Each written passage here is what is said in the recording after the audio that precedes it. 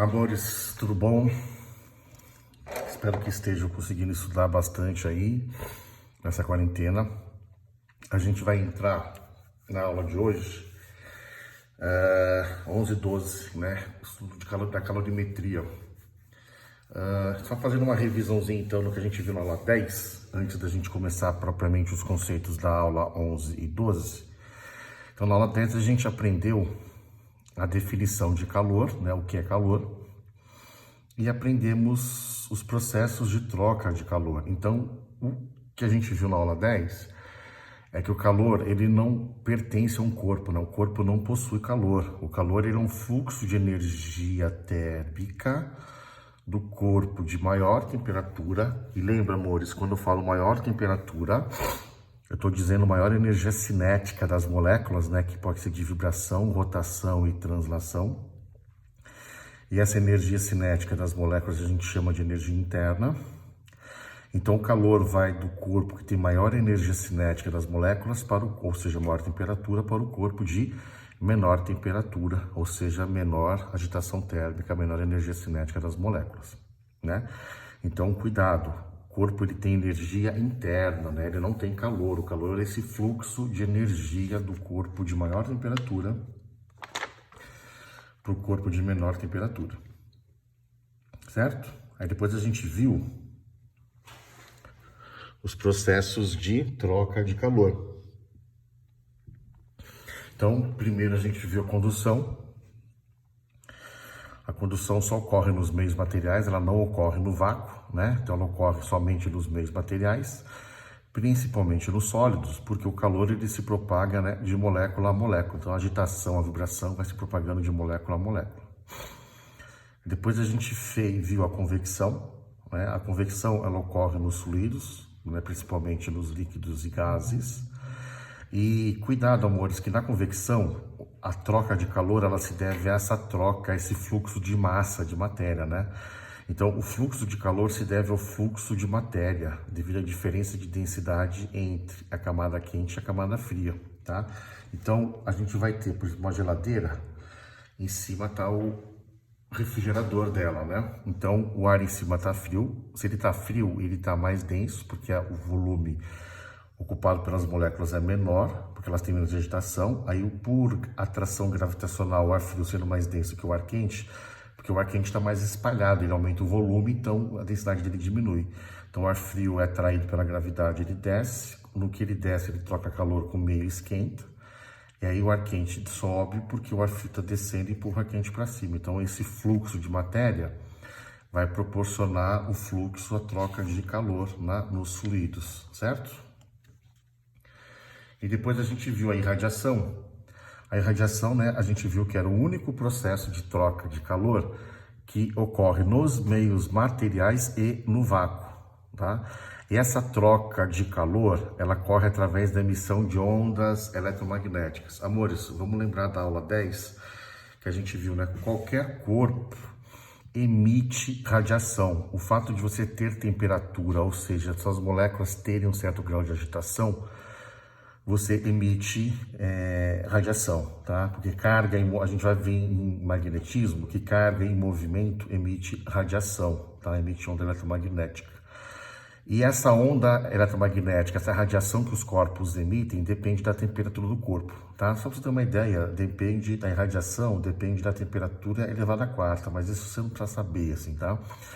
Então, por isso que o Sol emite muito mais radiação do que qualquer outro corpo, porque a temperatura dele é muito elevada, tá? Mas qualquer corpo, você coloca a sua mão perto de um amigo seu, assim, você percebe o calor irradiando do corpo, né? Quer dizer, qualquer corpo emite radiação que é proporcional à sua temperatura elevada à quarta potência, tá certo?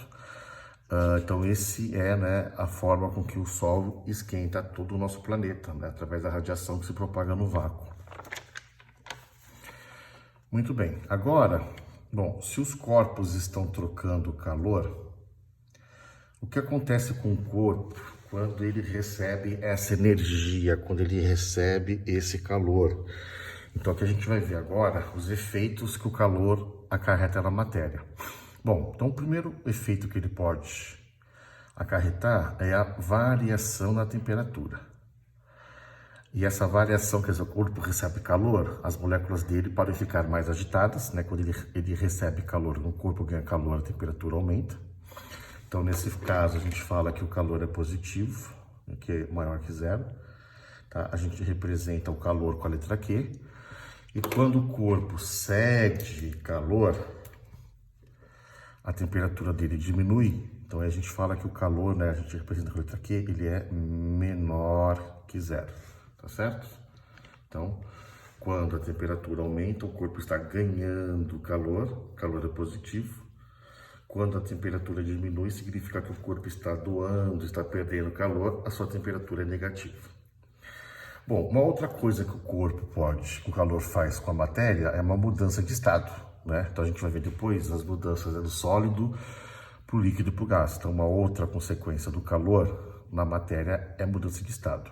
E a variação nas dimensões do corpo, né? Você fornecendo calor para o corpo, aumentando o grau de agitação das moléculas, o corpo sofre uma dilatação, né? Então essa variação na dimensão aqui seria uma dilatação do corpo, tá?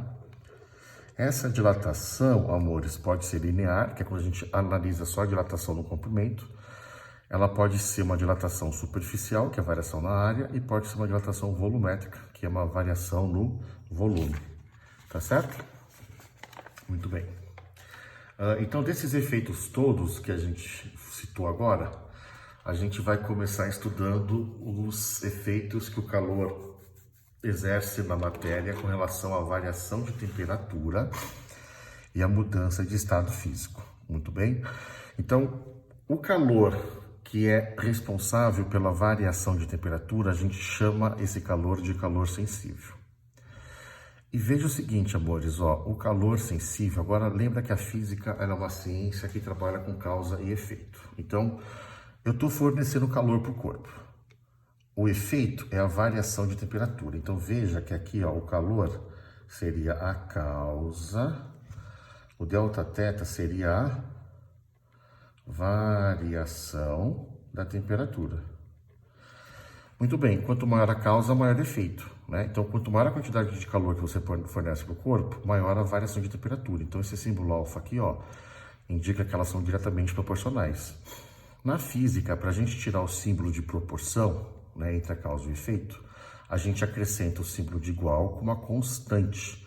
Então, ao invés de a gente escrever que o calor é proporcional à variação de temperatura, a gente pode falar que o calor é igual, aí a gente acrescenta uma constante vezes o delta-θ, que é a variação da temperatura. Muito bem, então trocamos a proporção por uma igualdade mais uma constante. Essa constante, amores, ela chama a capacidade térmica do corpo, tá? E a gente já vai ver do que ela se trata, tá certo? Muito bem, então, só para repetir o que a gente viu no outro quadrinho. Então, se o delta-θ é positivo, ó, o calor é positivo, né? Calor recebido, que eles são proporcionais. Se o delta-θ é negativo, o calor vai ser negativo, que a gente fala que é um calor cedido.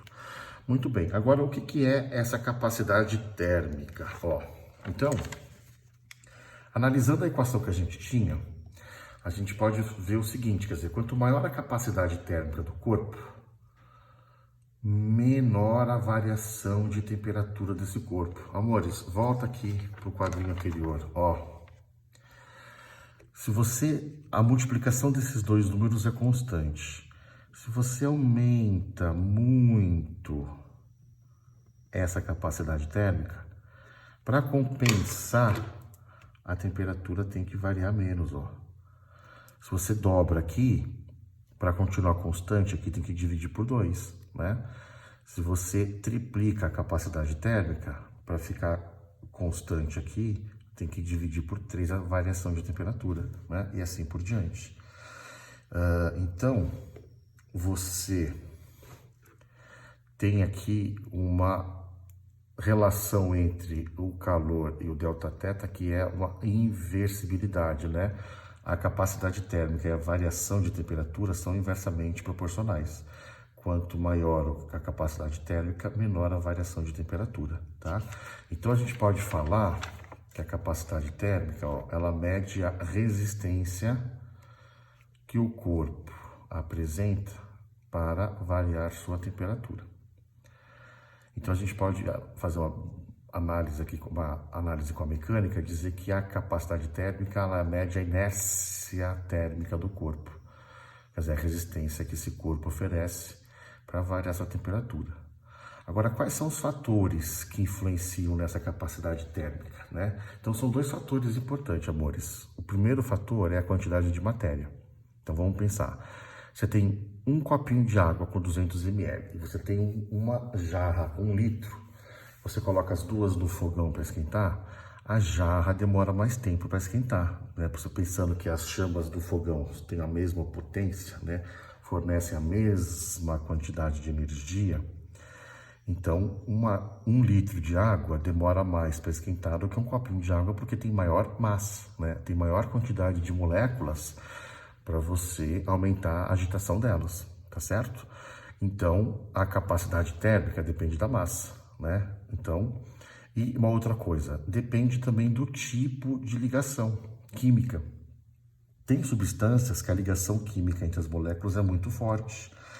Então, se a ligação química é muito forte, significa que é difícil você aumentar o estado de vibração dessas moléculas. Então, são dois os fatores que influenciam na capacidade térmica do corpo, né? Na inércia térmica, na resistência que ele oferece para variar sua temperatura.